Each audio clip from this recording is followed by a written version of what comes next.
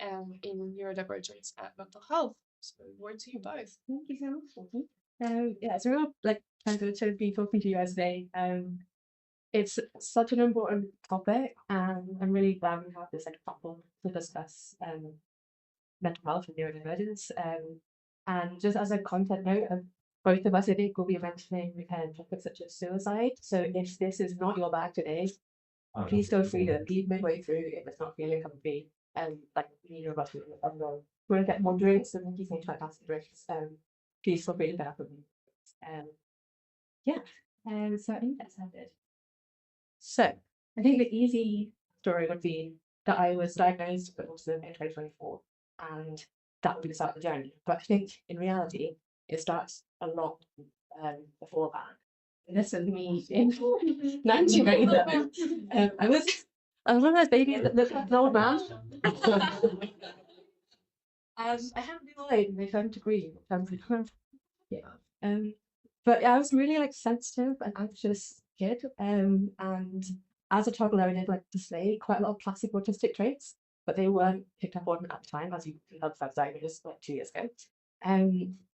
I did some classic things like, oh, damn it, you can't see the text because it's gone all blue. Shit. No, it's come up. Oh, hang on. Plain yogurt. Plain, it does say plain yogurt. But you need to focus really hard to read. that's such a pain. Okay. I'll just talk. Keep going. And it's I'll no, switch it's it. because we've merged all the slides and yours were blue and mine were white, and that's totally fine. Which the plan is that? Yeah. Okay. Cool. So basically, I was a cute baby, like my fan, and I have really classic autistic traits. Like I kind of flap my hands when I saw plain yogurt, which is my favorite food. I really hated being sticky and being dirty, which as a baby is quite fun to avoid. So I had got meltdowns when I was a fine kid. I also my parents said I had a really strong moral compass even as a young child, and I really liked being organised. And it's like a classic story in my family that I yeah, it's white. There we go. Being sticky. Yes. Well, it's a really classic story in my family that everyone makes fun of me for. But after the day after my 4th birthday, I hand drew a spreadsheet to plan my 5th birthday because I was like, I must be organised. I need to be prepared. And so yeah, those are individually not necessarily signable to them, but with hindsight and kind of the wider picture, it's quite clear to me now and to my parents that was sort of those are the signs.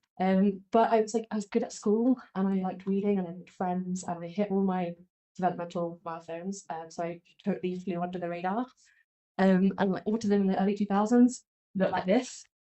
Yeah, catch up. So either you were curious incident or you were Sheldon, you were good at maths, you were a boy, and I didn't look like that. I was bad at maths. And so I really, flew under the radar, I would say, as a young child. And they started to catch up with me at 14, that's me in the middle.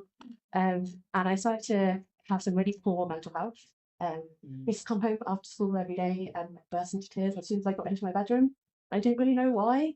So I wasn't sad about anything. I thought I was fine. But I just used to burst into tears and cry for 10 minutes. And then I'd be like, right, time's up. And I'd get on with my life. And this sort of culminated and got worse and worse throughout my teens. And this is the side bit. So over my teens, I developed quite severe depression and anxiety and chronic panic attacks, culminating in self-harm and suicidal ideation. It wasn't right, and I was not a very happy teenager. But luckily, my parents had money to send me to therapy. And I did therapy for 4 years straight, from about 14 to 18. And it was CBT, which is cognitive behavioral therapy, and this was twice a week for 4 years. And also, it saved my life. It gave great coping mechanisms and gave me a space to air thoughts I thought were too stupid to say out loud. And it managed to kind of get me through to the end of school and to do my A levels on better than expected, and got into the University of Bath. And despite being really excited to go, I think because mostly to decorate my halls room, I was very excited for that. I really hated it. I know a lot of people talk about that. But I didn't fit in. I hated the lack of routine. I hated going out. And when I did eventually make some friends, I just felt like an outsider. And all my support systems back home, like my therapist, which was a good person because online therapy was really a thing, and my parents, my friends, they were far away, and there was pretty bad pastoral care at birth, and I just heard any signs of poor mental health like, from my friends, from my peers, and even like, from myself, which you can do, everyone can. And I think I was really ashamed because uni's meant to be like, the best years of your life. Like that's what they told it, 17, 18. This will be the time of your life. And actually, I was really hating it. And I was in just like complete denial about how badly I was coping.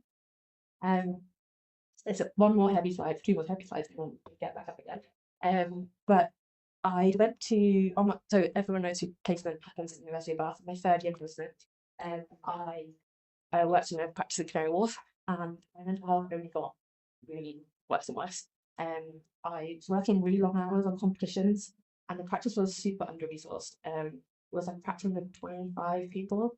They made the somewhat rash decision to move every single project they had from MicroStation to Revit without a proper IT department to facilitate that. So everyone was completely underwater in terms of stress and projects, and understandably, me at 20 going, stress, they did not have the time for me, and that is their bad as well. I was the first placement student that they had gone, and they really did not have the capabilities to take me on. Um, I was working on a competition that I was initially leading, which was a bit bizarre as like not even in part one. And they insisted it was in Revit, which I hated. Um, and I didn't know this at the time, but autism makes me find learning new procedures and systems and specifically the programs, but not just digital stuff. All that is like very opaque to me. If I can't understand it instantly, it needs to be explained to me in a way that I specifically understand. And my training was sparse and not delivered in a way that I understood at all. So my project was in complete chaos, like the most chaotic moment you could ever imagine. And every day I was like, I need to tell someone about this. It's really bad. And eventually I worked up the courage to say, hey, this is not going well. And they just ignored me. I did not receive any kind of meetings or emails or support from HR. HR was the boss's wife, so it was quite difficult to report, I think. And yeah, I was essentially ignored. And this sort of culminated, all this stress sort of culminated with me outside of a busy hallway on the phone to some mountains to like prevention hotline. And all the stresses at work and like, years of just feeling off and not fit in and like a failure for not doing as well as I had expected I would. So it all came into this one point. And it was quite an anticlimactic point because I'm still here. The Spanish was fantastic. But I didn't tell anyone about it, which was really bad. I was really, really embarrassed because I didn't understand why I was struggling. And I did tell my GP that I had low mood. I think it was a really vast underestimation of what I was actually going through. And I got on some antidepressants, which did help. But I literally went back to work the next morning. And they never knew this practice. Yeah. So at the end of my placement, I went back to Bath and I finished my degree. And well, I tried to finish my degree. Halfway through, this happened. And it was like the last few months of final year. And I watched everyone around me really find lockdowns like lonely and stressful and upsetting. And I just felt peaceful. I did not realize why I was having such a good time, but there was like no expectation to socialize. There were really clear social rules, which is an autistic's dream, and it was so quiet. So I moved back home, and my parents live under the flight path to London City Airport, and I hadn't realised how many planes and also like sirens and just like general city noise there was.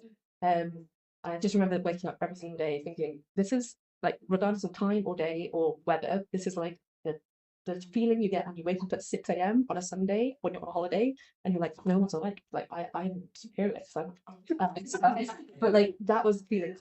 And honestly, nothing really clicked as like why I felt different and everyone else felt stressed. But I think like the cogs kind of began to turn in the background. But I didn't really have much time to think about it because I was moving to Greece. I specifically to Crete and Rethymno, which is the one that's circled, which is the southernmost point of Europe. It's like 1600 miles away from home. And I looked for jobs in London. And my fallback was going to be hospitality because I hadn't enjoyed architecture. But there was no hospitality going because it was like, so I fell back to architecture. I looked in London, I looked in the UK, and this literally was that was hiring. And then I found this placement through Erasmus, and it was an Erasmus Plus internship, which was 3 months of like you've just graduated, we'll send you to a creative industry, which is fantastic, and it's very sad it doesn't exist anymore. And I thought, oh, how bad could architecture be? Because if I'm living by the beach, it's probably going to be quite good. And it was quite good. And I'm really reluctant to make this sound like I found myself while traveling story because that's not it.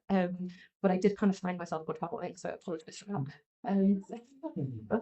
It was still COVID, and like this was in the summer after I'd been there for 11 months. It mostly looked like that. It was quite dramatic, and there was lots of storms, and it looked a bit like that as well. There was lockdowns and stuff in Greece. There was curfews, and it's just as rainy and cold in the UK. In Crete in the winter as it is in the UK. So, but it wasn't just that I was on a Greek island. It was just the change of scenery was a complete mindset shift for me. And I that was me. There were 5 of us on the internship, and because international borders were closed for tourism, but we were there for work. There was no one else there who was a foreigner, and so we got really close. And it was just in that group and away from all the expectations that I had built up of myself back home. I finally began to realize some things about myself. That like I am resilient and independent. I can move to a foreign country by myself in the middle of a pandemic. But this was not quite on my radar yet. It started to come up on my social media as a lot of people found out their own neurodivergences through just that process that I'm talking about of lockdown social media. But I really just thought like that's for TikTok and for like Sheldon, and it wasn't. I didn't think it was for me. But yeah, I ended up staying a whole year in Greece. And when I moved back to the UK, I wanted to make some changes. Firstly, haircut. So I went from that to that. And secondly, to change my pronouns, I just thought that would fit better. So changed them to they, them, as you guys know. And super interesting aside, but definitely for another talk. There's a really strong link between like gender diversity and neurodivergence. So trans people are 3 to 6 times more likely to be autistic. It's massively under researched. I don't think people specifically know why, but the theories are that like once you kind of remove yourself from society's expectations of, for example, gender, then you maybe have headspace to think more about, oh, how else do I not fit into society's expectations? So that's another talk because that's interesting, but not for here. Yeah, the third thing was to go back to therapy. Third thing was to go back to therapy, and I we said in the first session, I think I'm autistic, and the therapist said, you don't look autistic. And this was, bear in mind, online therapy, and she'd met me twice or once, so I think it was really poor on her part that she said no. But she said I didn't look autistic, I didn't behave as an autistic person behaves, and that loads of people thought they were autistic after the pandemic, and so I couldn't possibly be one of those statistics. And now autistic people have very black and white thinking, and so because she said that, I was like, well, she's a professional, and therefore she must be right. And I just kind of buried it. I thought about it for 6 months, and then so several months later. So basically, about a year and a half later, she then mentioned in like a casual aside that I was neurodivergent as part of a wider conversation we were having, and I like my whole world just stopped. I was like, "What do you mean I'm neurodivergent? You said I wasn't." And she revealed to me that she had come to this realization a few months after I had said that I thought I was autistic, and she just didn't tell me for like a whole year, which was awful. And so I left because I didn't think that she was a very good therapist. But yeah, I then started to sort of pursue.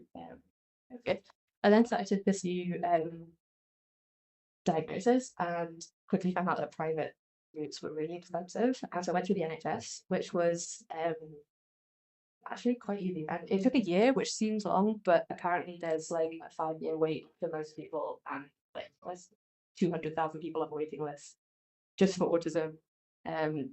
Also for autism and ADHD, I think, just in 2024. So I'm sure it's much bigger now. But I did all the forms, which I love this. So it's great. And I got the diagnosis, and that was me in 2024. But the learning didn't really stop there, because I started to research more deeply into autism and to learn more about how the diagnosis really felt for me now that I definitely had it, as opposed to like thinking, oh, I'm just making that more being silly. I started to learn about how it's less a linear spectrum and it's more like that diagram here, and about how autism in women and girls and gender non-conforming people who grew up with girls like me, it's like very different to male autism, and it's vastly underdiagnosed and misunderstood. And I started learning more about labels, and how we've moved away from Asperger's. Parents Asperger was a Nazi, who was involved in the euthanasia of autistic children, so they moved away from that understandably. But high functioning, I think, is a label that a lot of people are familiar with, and tending to move away from that too, because just because my disability isn't very obvious, doesn't mean I'm not struggling to function. I'm trying really hard to function, and it also implies there's like non-functioning or lower functioning people, which is just like not a respectful way to talk about someone. And I'd say some people do still use these terms, and if they were diagnosed with them back in the day, they still use them. Don't correct them on that necessarily. That's the term that they like to use, but diagnostic criteria like has moved to autism, which is much clearer. And I have level 1 autism, which is needs support, and then obviously the levels go down as to needing more support and more support. But it's just a clearer and more respectful way to talk about people, I think. Yeah. And so I started learning more about, the alarm's already there. I started learning more about things that I struggle with specifically. So there's a whole list of things you might know that autistic people struggle with. But I would talk about loud noises for now, because that's the thing I think is the most easy to illustrate. So for example, concerts, they're fine. Loud noises in a concert, they're appropriate. I've gone back to see a band that I like, and it's sort of, yeah, it makes sense in the context. But alarms can be hit or miss. Our weekly fire alarm test is totally fine. It's planned. I know it's happening. It's appropriate because we're meant to be testing fire alarms. And strong moral compass. I'm like, that's correct. We should be doing that. But if there's a low battery beep, I can't deal with that at all because that's incorrect. We should be replacing the batteries, and that beep can derail my whole day, and I will come home like completely shell shocked from that. But it's not also just like loud noises. I'm going to show you a picture of a fish tank. There we go. Quiet noises can really, really get to me. And I moved into a house where my neighbours had a fish tank that was right up against my bed, and on the other wall, of course. And it had the quietest little motor sound, but it bugged me for weeks. I couldn't sleep. It stressed me out so much. I bought different headphones, I bought earplugs. I could do nothing to like fix the weird vibrating fish tank sound. And I eventually worked with the courage to say, hey, what the hell's on the other side of the wall that's making this horrible sound? And they had no idea because they couldn't hear it. It was quiet and only obvious to me. They of course knew that, and they moved to the other side, and it's fine. And I think that taught me to be good at asking for accommodation, and not struggle through weeks of badly because someone hasn't noticed that someone's bugging you. That's why would they? Oh yeah, sad face, bad fish tank. So yeah, as soon as I joined NHM, got given that headset there, and within my first day, I was like, this is not that. This was awful. Just people talking around me in a different call and different conversation in one ear. It wasn't going to work. So I asked IT and I said, please, can I have some nice big headphones and noise cancelling and have Teams or microphone? And they said, sure. That's no problem at all. So I got given some lovely headphones, and when I wear them in the office, I'm 100% listening to white noise, and my Spotify Wrapped is all white noise. But it just helps to block out and helps me to focus. And I really have this policy to thank. I think I think James will talk more about neurodiversity policy. I think I was the first new starter to join, to be signed up on it, and confirm. And it has been so useful to have like a backup to say if I work with somebody in a team or in a new project, to say, here's the list of things that like I find hard, and there's a legit policy to back me up and stop me having to explain myself 100 times. And yeah, I just like to go back to the 14-year-old me. I wish that I'd had the resources that I do now, and it's really sad that like 20 years ago that they weren't there. And I wish that the therapist I've seen for 4 years as a teenager had been able to spot autism in more than just boys, but also wish the therapist I saw in Better Health in 2020, 2021 had been so sort of strong in her opinion that I couldn't be autistic because I didn't meet her criteria. And I'm really sad for myself and for everyone else like me who went years undiagnosed. So I think my mental health would have been a lot less bad. I think I probably would have had regular teenage angst. But because I just didn't understand what was going on, my mental health spiraled so badly. All the resources weren't really geared to me because they were geared to neurotypical people. But now, on the flip side, at 28, I have really good mental health. I have good coping mechanisms, support systems, and I can advocate for myself. And I think like almost all of that is down to understanding that I'm neurodivergent. Some of it is just growing up a bit more confident, but it's understanding that I work differently to the world, to neurotypical people. And yeah, some days I still get it completely wrong and I come home from work and I'm like completely, I don't know, like disabled by my disability and completely shattered. But on the whole, the diagnosis has unlocked like this whole world of happiness and acceptance and peace. And I'm so grateful that this is a tool that like this is being discussed openly at work. That's so cool. And also just like in a wider work thing, in a wider world, which is at work. This is a topic that you can discuss. So yeah, I don't really know what to do, but yeah. Thank you. I'm also hearing my story. And yeah, thanks. Yeah, thank you.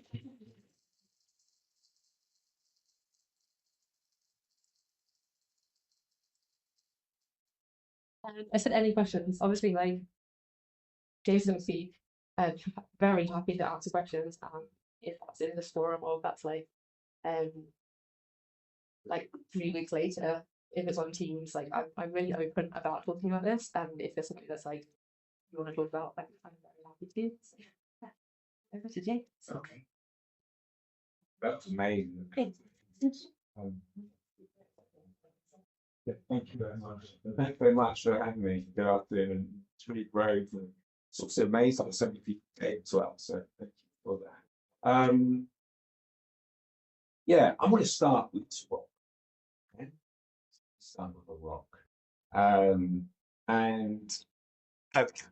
And so last year, a few years ago, I decided to on holiday down in Cornwall, and I decided, slightly ambitiously, to try and swim. I just finished reading To the Lighthouse, classic by Virginia Woolf, and we were sailing to Knives, and she wrote To the Lighthouse when she was. So I thought I would swim to the lighthouse, and yeah, and the sea had some slightly different ideas, and so it was quite wavy. Which I realised as I went after the rocks, and I got swept out, and somebody called the RNLI. They sent a helicopter, and then they found me, and then they sent a jet ski, and they picked me up, and so I didn't drown. And the next day, I was sitting on the beach, feeling pretty tossed by the waves, should we say? And and it wasn't just the physical side of it; it was the kind of emotional and mental. My family and my best friend's family, and I was, felt- and my wife came. She's a beach coach. She gave me this rock, and so the rock is there to remind me to be more of a rock and less tossed by the waves. And I find it really helpful and comforting rock. And it reminds me that life, work, relationships, and mental health, you get these waves come in, and the question is whether we get thrown around by them or whether you find a way to get grounded by it. So I'm going to talk about the intersection of Sepha, about three parts: architecture, neurodivergence, and mental health, and about what helps me. Maybe one bit might help you, or maybe not. But to be more like what. And then I'm also going to talk about a movie. And I don't know if anybody is old enough to remember this movie. It's a great movie. And here's a clip. So three guys go out to hunt a shark. The shark hunts it.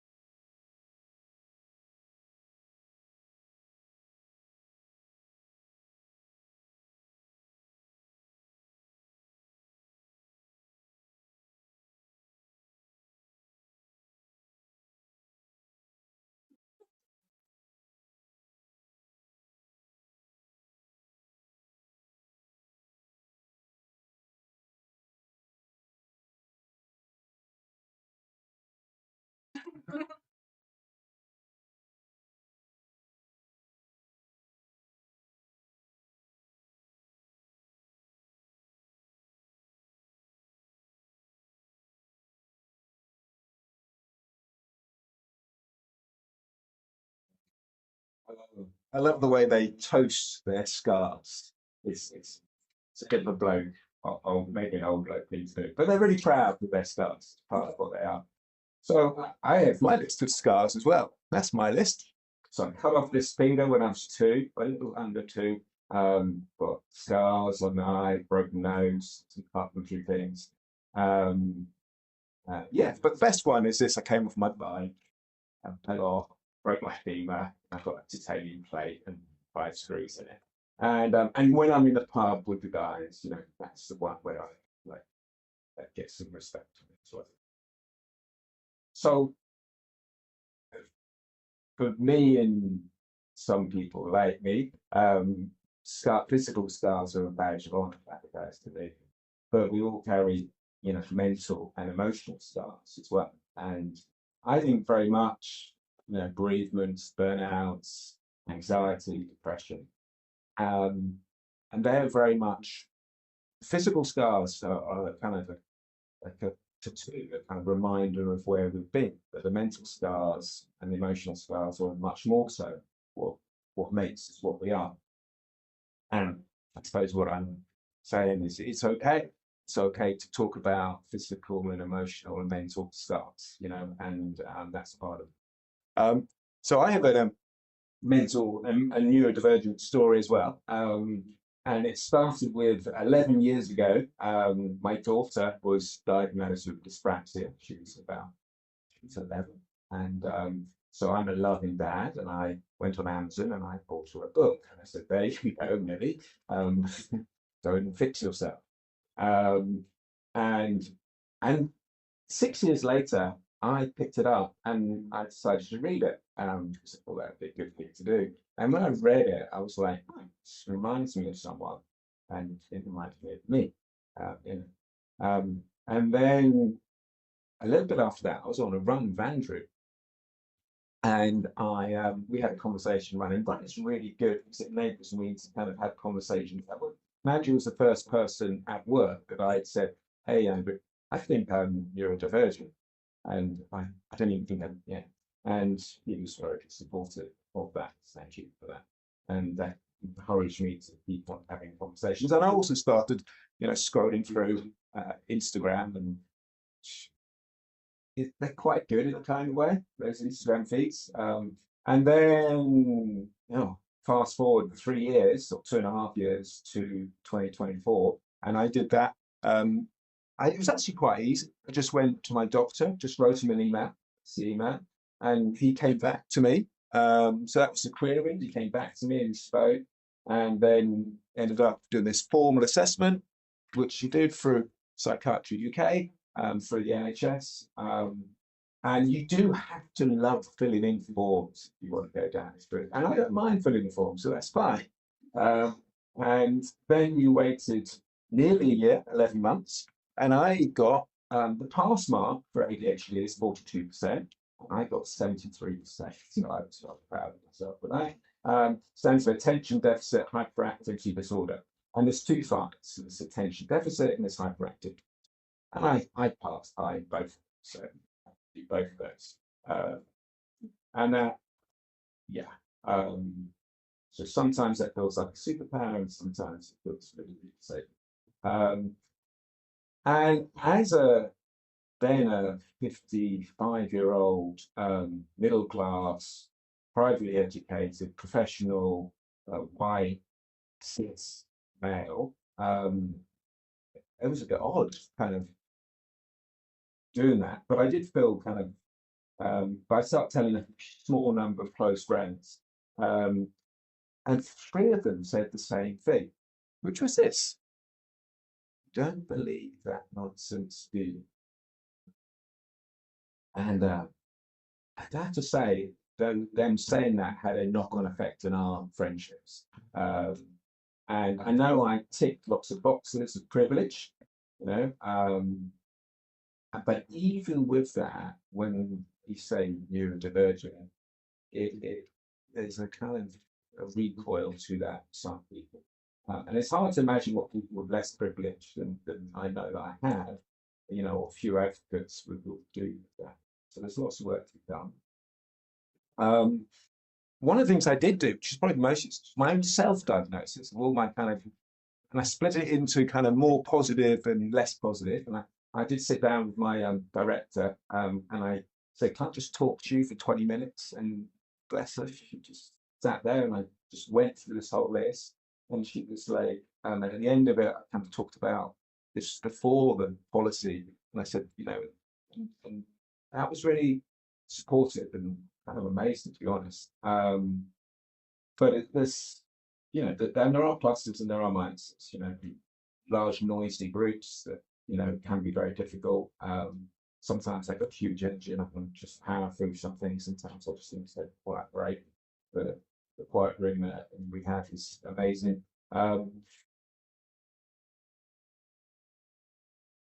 But it doesn't exist in a vacuum either. And I want to kind of segue across and it's how perhaps it intersects with real life and loss. And I want to talk about my nephew, David.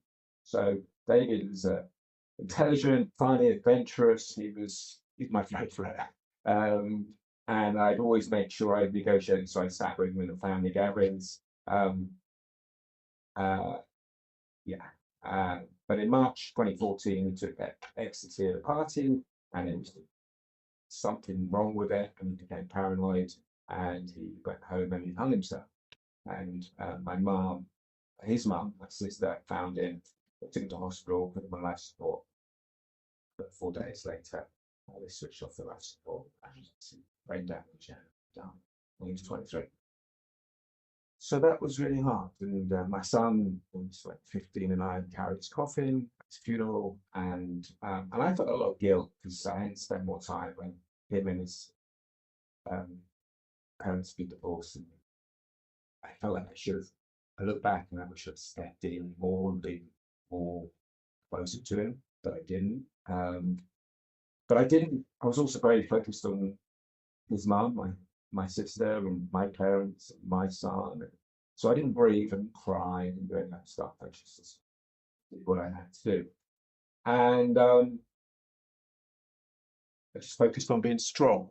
And my head was just spinning round and round. And I developed a really unhealthy relationship. I developed some mental ill health. I looked back and it was definitely unwell mentally. I couldn't go, I'd often not engage with people if they were unwell. I'd back off. If there was something on TV about death, I would leave the room. I'd get angry at weird conversations. And um, a psychologist friend of mine shared this with me, that if a tree grows large and tall and rigid, when the wind and storms come, the tree is brittle and it will break.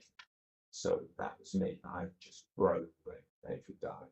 And I was trying to hold everything. I was trying to be the strong person in the family and just snap things up. And that friend taught me this, which is that a tree that remains flexible ends when the wind blows and can withstand harsh shocks. And this line, that resilience he talks about, it's not the act of being strong, but of being flexible. And resilience, I don't think it's being stoic, soldiering on. Resilience is about being able to bend, to cry, to talk, to seek help, to rest, to just lie on the sofa with the dog, watch Netflix series, or to let other people live.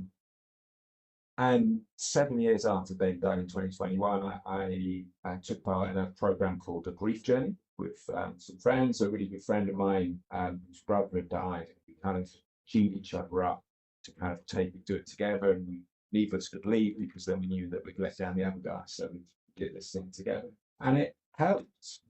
And as part of that, I wrote 2 letters to David. One was apologising for the way I could have been a better uncle, and the other one was us telling him, hey, I really wish you'd been open up about all the stuff that's going on in your life, and that I found out after he died.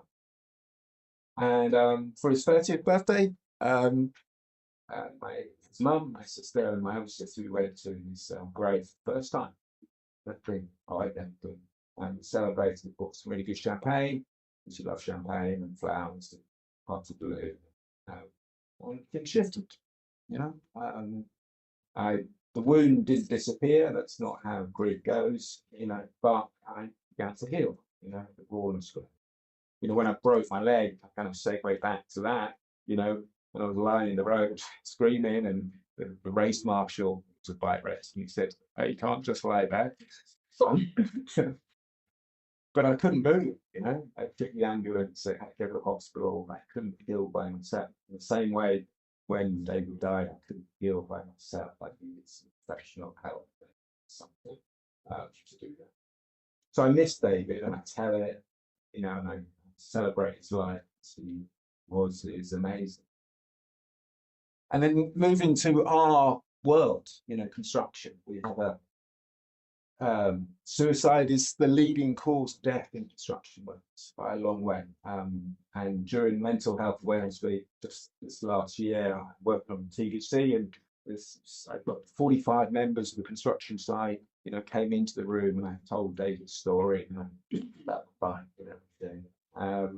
And honestly, and then afterwards in the canteen, I was sitting there, and this guy came up to me and said, oh, good job.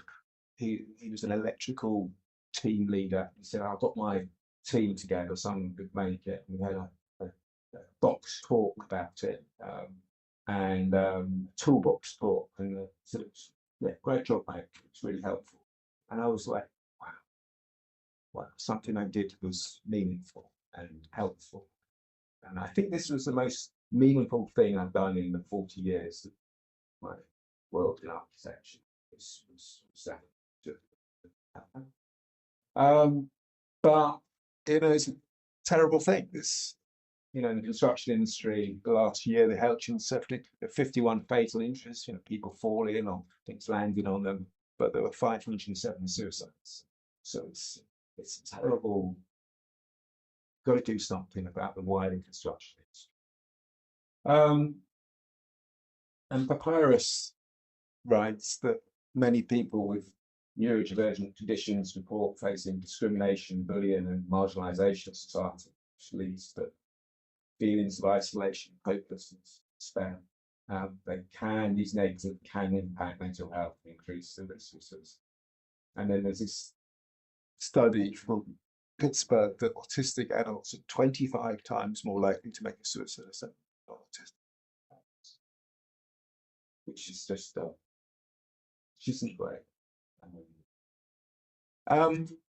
and we have, but we do what we can. And we were the first architecture company, certainly in the UK, I'm pretty sure, to have a neurodiversity policy. So that's amazing, and please, it helps. And that Andrew and Kristen and Zipper and Laura and others who spent a long time working. Kristen really mumbled it. She kind of made it happen.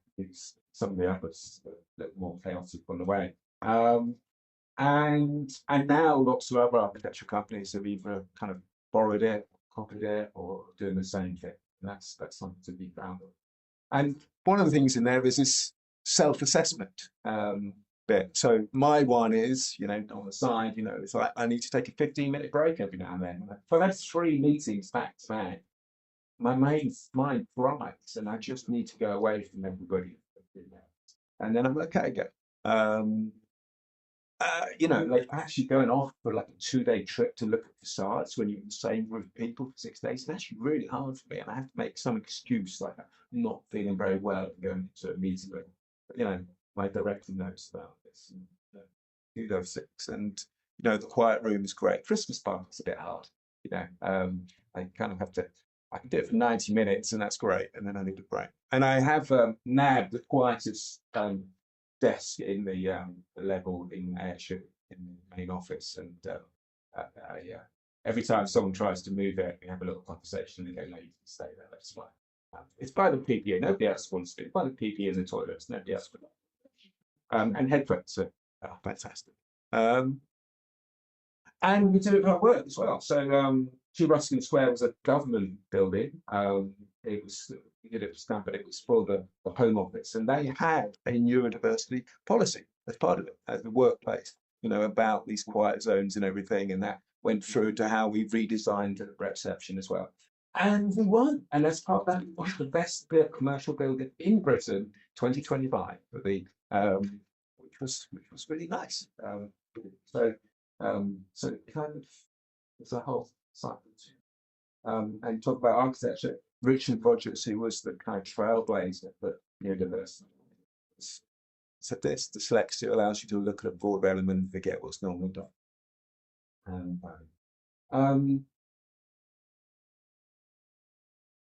Is this going to play? Yeah.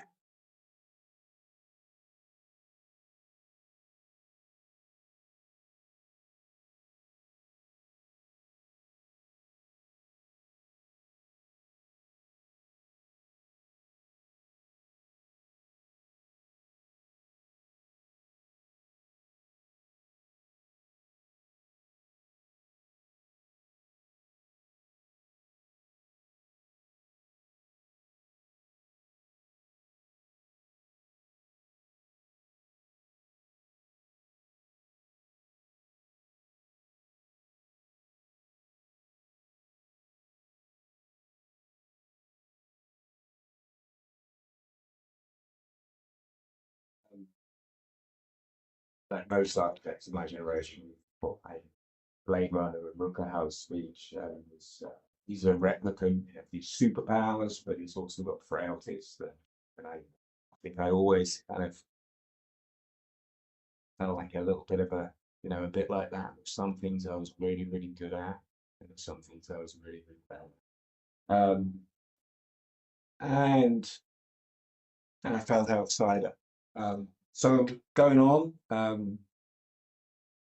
it's made me ask, how do I live? How do I keep going in a more sustainable way? How do I build a life that's not just always on the edge and always being tossed by the waves? And I'm focused on being still. I went to Carthage, Amanda, and I spent a decision on the phone. I took all the social media, the news, everything off. I'm not looking at anything for a week. And it's an emergency. Contact Amanda, and I just focused on reading about being still. That's really helpful. And last year also I did walk the Camino with my daughter. She's 22, and we walked from Porto, the ancient pilgrimage route from Porto to Santiago. We went for 10 days. And it talks about leaving behind the clamour of the city and just the peaceful nature of it. And it was a wonderful experience. But they also talk about how you can develop an intention from it. that you often come away with something you weren't expecting to get.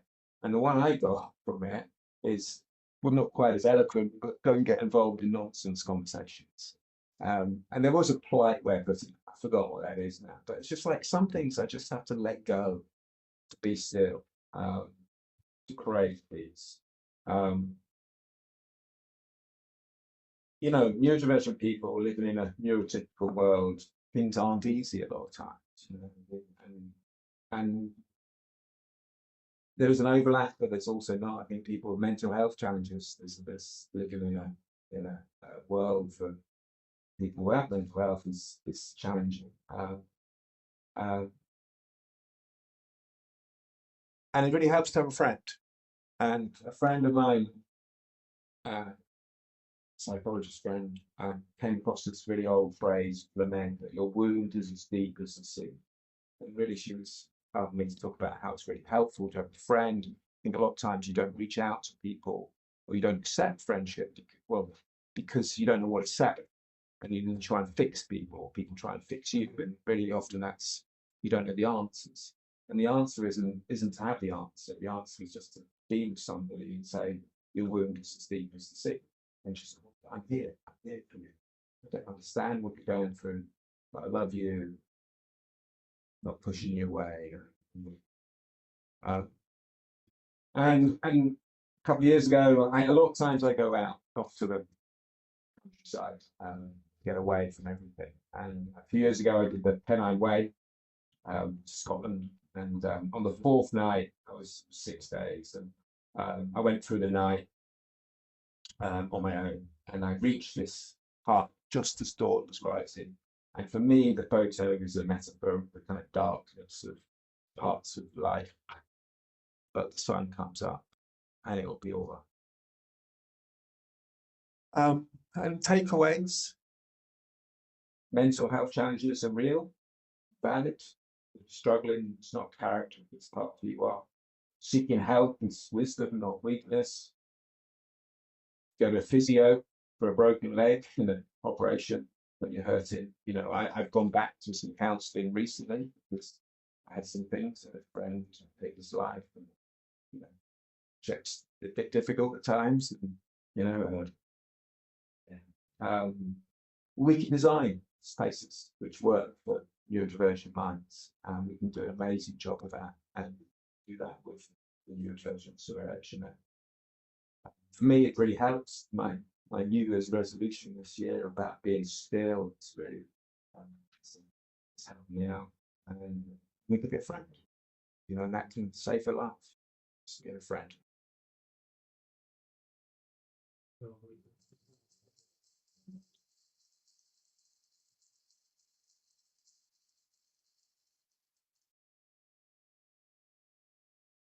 Everything, guys.